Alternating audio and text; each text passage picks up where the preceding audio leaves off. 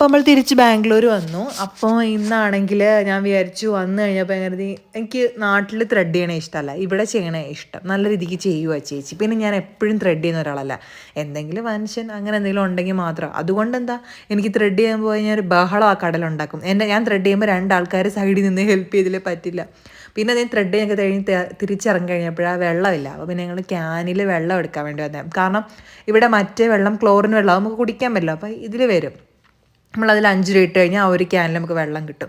അപ്പോൾ ഞാൻ പവിനോട് പറഞ്ഞ് ഞാൻ പിടിക്കാമെന്ന്, പക്ഷേ പവി പറഞ്ഞു വേണ്ട, അവൾ പിടിച്ചോളാം എന്ന് പറഞ്ഞു.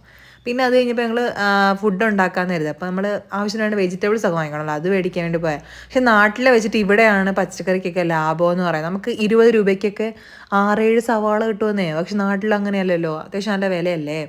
പിന്നെ അത് കഴിഞ്ഞപ്പോൾ നമ്മൾ ഈ കറികൾക്ക് ഇടാൻ വേണ്ടി പൊടികൾ വേണമല്ലോ, അത് വാങ്ങിക്കാൻ വേണ്ടി ഞങ്ങൾ പോയി. അവിടെ ചെന്നപ്പോൾ ഈ ചേച്ചീനെ കണ്ടപ്പോൾ ഞങ്ങൾ ക്ലാസ്സിൽ പഠിച്ച സുബർണേനെ ഓർമ്മ വന്നത്. കറക്റ്റ് അതേപോലെയാണ് ഫേസ് കട്ടും സംസാരവും എല്ലാം. പിന്നെ അവിടെ ഇരുന്ന് ആ ചെറുക്കനെ കണ്ടപ്പോൾ അവ പറഞ്ഞു അവനെ കാണാൻ ഭയങ്കര സുന്ദരനാണെന്ന്. ഒരു പരിചയം പോലും ഇല്ലാത്തതാ. അവനങ്ങനെ അവിടെ നിന്ന് എഴുന്നേറ്റ് പോകായിരുന്നു. പിന്നെ അത് കഴിഞ്ഞ് റൂമിൽ വന്നു കഴിഞ്ഞപ്പോൾ ഞങ്ങൾ വെജിറ്റബിൾസ് ഒക്കെ കട്ട് ചെയ്യും. ഞാനാണെങ്കിൽ വീട്ടിൽ വെച്ച് സവാളയൊക്കെ കട്ട് ചെയ്യുവേ, അപ്പോൾ ഒന്നും എൻ്റെ കണ്ണ് നിറയാറില്ല. പക്ഷേ ഇവിടെ വന്നപ്പോൾ എൻ്റെ സവാള അറിഞ്ഞപ്പോൾ എൻ്റെ കണ്ണൊക്കെ നിറയുമായിരുന്നു. പിന്നെ അത് കഴിഞ്ഞപ്പം നമ്മുടെ ചോറൊരു സൈഡിൽ, പിന്നെ നമ്മുടെ തക്കാളിക്കറി. ഈ തക്കാളിക്കറി ഞാൻ കഴിച്ചിട്ടുണ്ട്, പക്ഷേ ഇത് മുട്ട പൊട്ടിച്ചൊഴിച്ച രീതിയിൽ ഞാൻ ആദ്യമായിട്ടാണ് കഴിക്കണേ. പിന്നെ ഇതെല്ലാം ഉണ്ടാക്കണത് പവിയാണ്. പിന്നെ ഞാൻ നാട്ടിൽ നിന്ന് വന്നപ്പോൾ അച്ചാറൊക്കെ